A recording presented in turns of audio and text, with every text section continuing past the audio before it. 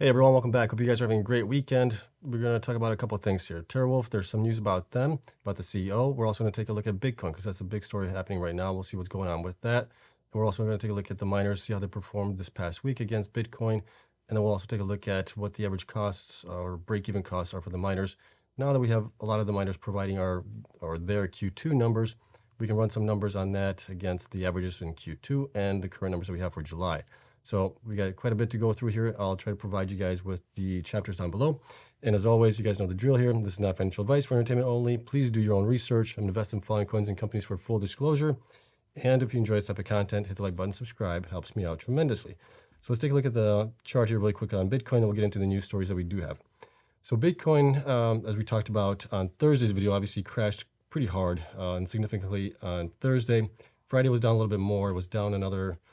Oh, it was down, what was it? 2.17%. So it closed at 26,048.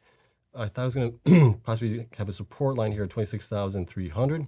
We broke below it. We closed below it. We'll see if we can get back over it over the weekend. We'll see what happens there. And as far as the RSI looks, we're way oversold right now on the daily.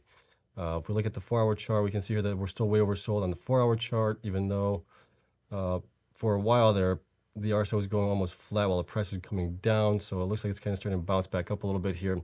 On the 1-hour chart, you can see here as well that price was coming down, RSI was going up. So there's still some concern there that we might be coming down some more, or unless this reverses a little bit here. So we'll keep an eye on it, see what happened. And then the miners were also down yesterday quite a bit for the week. Well, yesterday in general. And there were only a couple that were up. Bitfarms was up, Greenwich was up, obviously, Mawson was up 9.9%, and then Soluna was up 15.38%. So it could be just some, bottom buying there on those guys. Okay, so that's it. That's all I want to talk about there. Let's take a look at the stories that we do have here.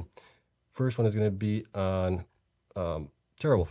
So CEO Paul Prager buys 50,000 shares. So this is an additional buy that he's done this year, it looks like. On August 18th, 2023, Paul Prager, the CEO and 10% owner of Terawulf, purchased 50,000 shares of the company. So this is another purchase that he's done. Paul is obviously the CEO, owns 10% of the Terawulf stock right now. Over the past year, Paul has purchased a total of 150,000 shares and has not sold any. This obviously indicates a strong belief in the company's future prospects by the insiders, which I agree. The recent purchase of 50,000 shares further strengthens this belief, and I completely agree with that. So Terawulf is one of those that has been doing really well. The only concern is their debt a little bit there. We'll see how they do going into Q3 now. Well, with Bitcoin coming down in price also, that doesn't really help much to pay down some of the debt. So we'll have to keep an eye on them, but they have done really well as far as growth is concerned. They do have pretty low cost of energy as it is as well, okay? So just wanted to point that out to you guys. I thought this was good. And let's take a look at what Bitcoin did this past week, what miners did this past week, and it wasn't a good week for them. And as always, we start out this chart here, which is how far the miners are from their 52-week lows and how far away they are from their 52-week highs.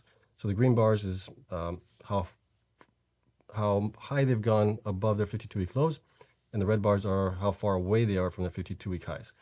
So still, Core Scientific is still way up there at 1,631%, Cypher 720%, Bit Digital up 396%, Iris up 332%, along with DigiHost, Terawulf at 264%, Marathon 262, Bitfarms 256, Riot 240, Hut 8 207, CleanSpark 198, Argo 194, BitDeer 188, Hive 178, DMG up 161, and then Bitcoin's up 86%.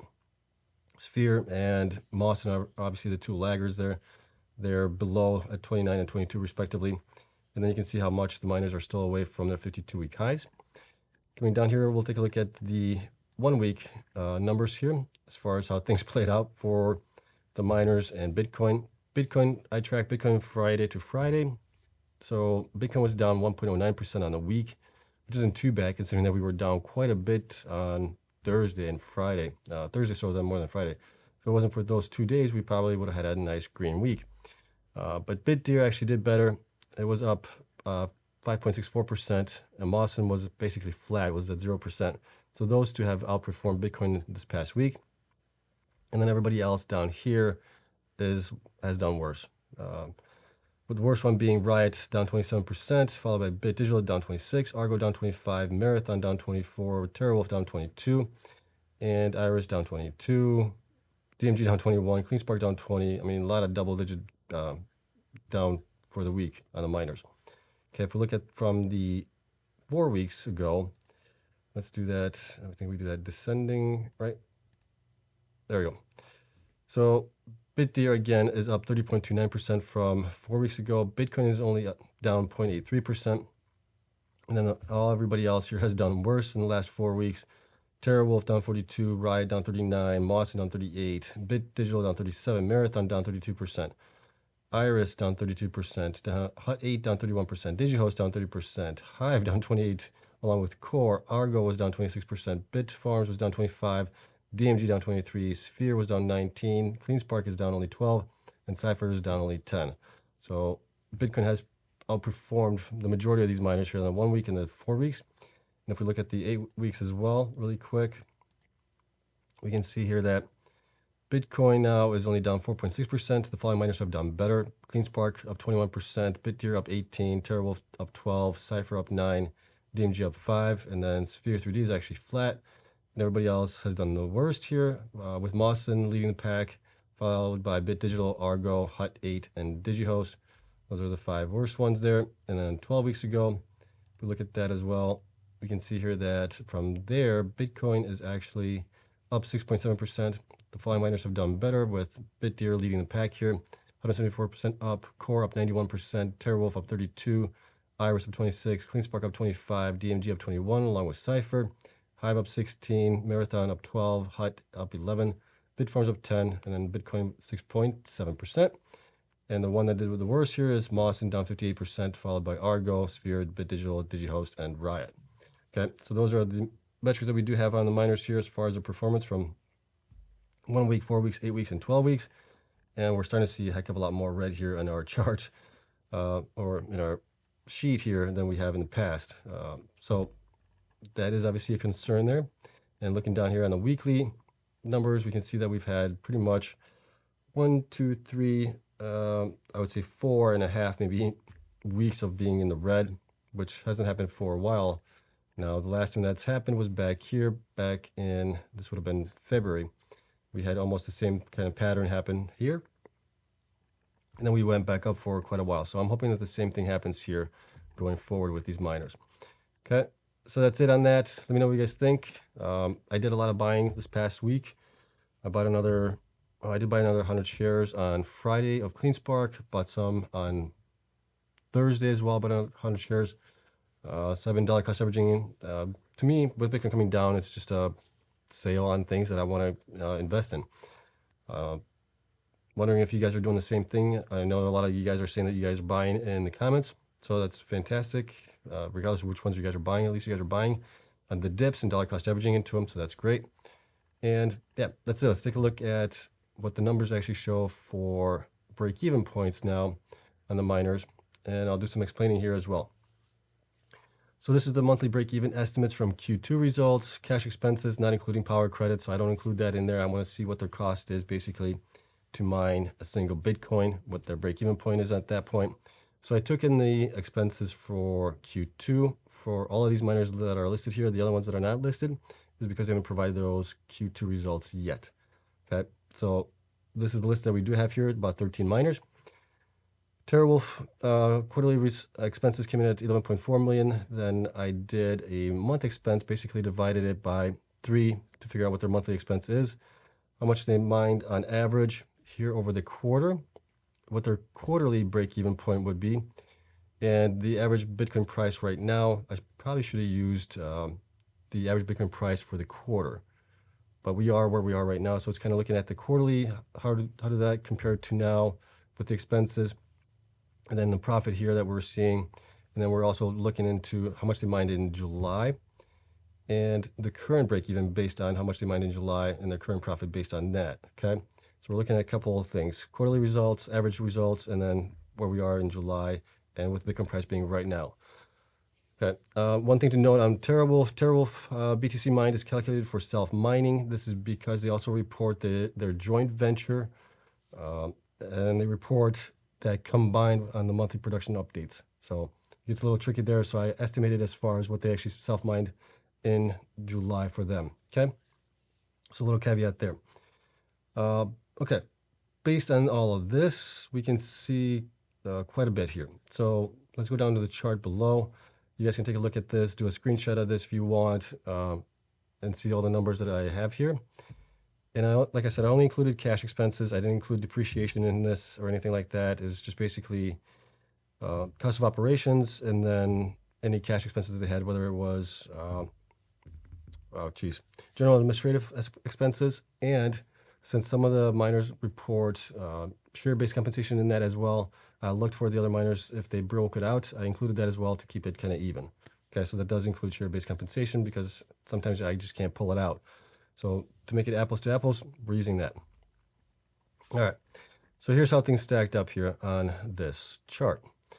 So the break-even BTC, the navy blue here, maybe a little dark blue, that is for the quarterly results comparing it to Bitcoin price of the average Bitcoin price right now in August. Okay, and then the current break-even is looking at their BTC that they mined in July. Okay, so that's how I'm comparing these things. Okay, so Terawulf back for the quarter was at 20.64 based on those numbers. Now with how much they're actually mining in July, that actually helped lower their cost down to 18.9 thousand per Bitcoin to where they are basically break even at that point. If Bitcoin is above any of that price for any of these guys, the current price listed here, they're more or less profitable or not. Okay, Marathon was 25.8K in the quarterly results calculated, and then for July numbers here, it looks like it's 21.46K. So it actually went down, which is great because they have actually mined more Bitcoin. So as long as their costs are going to stay the same, more or less, generally, this is kind of where I'm looking for them to be break even at. Clean Spark was at 23.6. Now they're at 22.25. So that's good there. They're also mining more Bitcoin. Their expenses are going to go up a little bit here, but some of the things like general administrative should stay hopefully relatively close to where they are. They shouldn't have a huge spike in that. Okay, Hive was at 24.29K. Now they're at 25.76K. The reason is their production has been coming down, meaning they're generating less Bitcoin, which then obviously is going to have an impact as you're generating less with your overhead still being the same, more or less. It's going to cost you more. Okay, Bitfarms, same thing, 24.65K for the quarterly. Now for the end of July, 26.58K. So that's gone up for them. Bit Digital was at 34.7. And they are now at 27.7K. That's based on growth that we've seen here recently and the amount of Bitcoins that they are generating. So if they're generating more Bitcoins, that usually helps out. Cypher was also at 29.55. They're still at 29.67, so pretty close to where they were. Riot was actually 20.57 because they mined more in June, May, April on average, and they are currently in July. Okay, so now it's showing me that they're at 29.68K. With Riot, you have to take into account also that they have power credits. So that would offset this. But I'm just looking to see what their cost is for everybody here without any power credits, just to keep things even for everybody. What is their cost basically to generate one Bitcoin right now? Core is at 27.08 in the quarterly. They're now at 30.65. Well, for them, it's interesting because obviously they went way up in hash rate by the beginning of the year, and ever since then it has been coming down. The hash rate has come down a little bit. They've been selling some miners, and with the network hash rate going up on everybody here, they're producing less unless they're actually growing the hash rate. Okay, so that's kind of why that's showing up as it is. Stronghold was at 30.4K for the quarterly results. Now for July results, 30.94. With them, they have a lot of expenses and general administrative things like that. That's definitely not helping them out. DigiHost was at 25.32K. Now they're at 31.92K. Their production is also down as well. Hut 8, same thing, 34.5K for break even in the quarterly averages. Now they're at 39.61K. Their production has been coming down as well as far as how much they're generating Bitcoin. Their costs have stayed the same, if not gone up a little bit. So that's not good. So they definitely need to start generating more. And with the merger with USBTC, hopefully that will help them out getting that much, much lower and getting the Drumheller facility up and running with all the miners that they've had issues there. The North Bay facility, if they can acquire that from Validus, that would also help them out tremendously.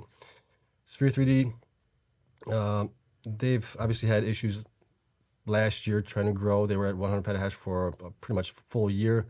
when they started getting miners installed here towards the beginning of the year, and they've done a pretty good job getting more miners installed. They're at like 1 exahash right now, maybe 1.3, I think. But their costs are obviously way up there for general administrative based on what they are actually generating in revenue. So they got to do that. So that's how things stacked up.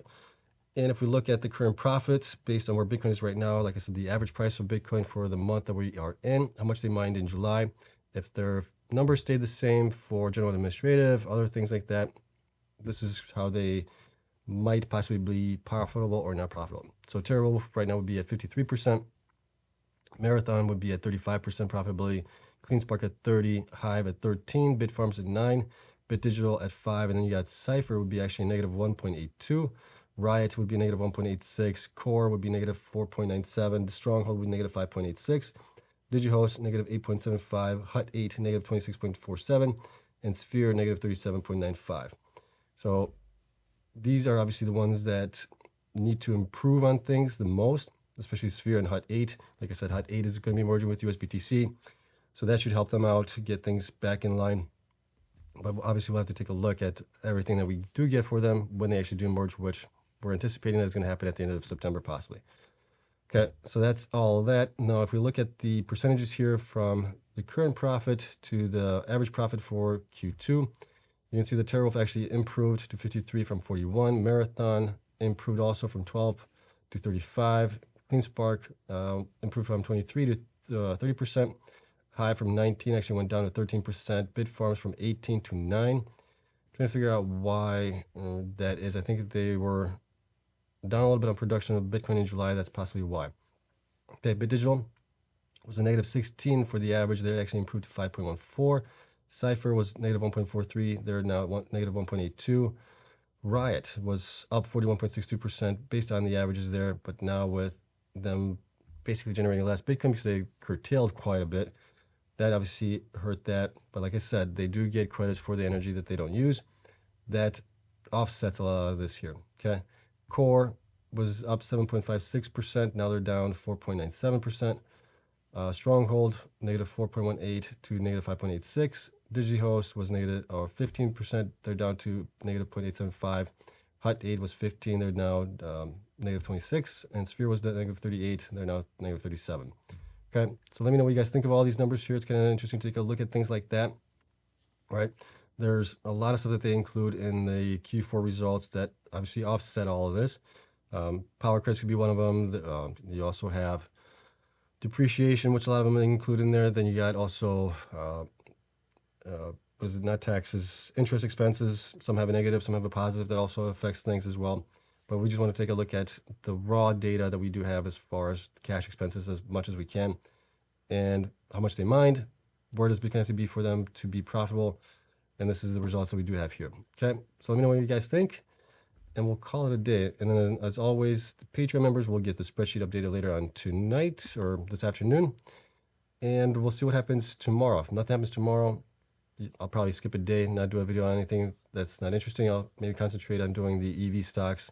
Still got to pull in a lot of data for Tesla and Rivian, Neo, some of the other ones as well that I want to pull in data for the quarterly results, production numbers and things like that, and just kind of see how all of those have compared to Tesla and others and do some comparisons. Okay, so that's going to be coming up probably in the next couple of weeks, I'm guessing, by the time I'm done with everything there. And we'll see what happens with the rest of the stuff. All right, so I hope you guys have a great weekend. Thank you so much for watching. If you enjoyed it, hit the like button, subscribe, helps me out. And I'll see you guys in the next one. Bye.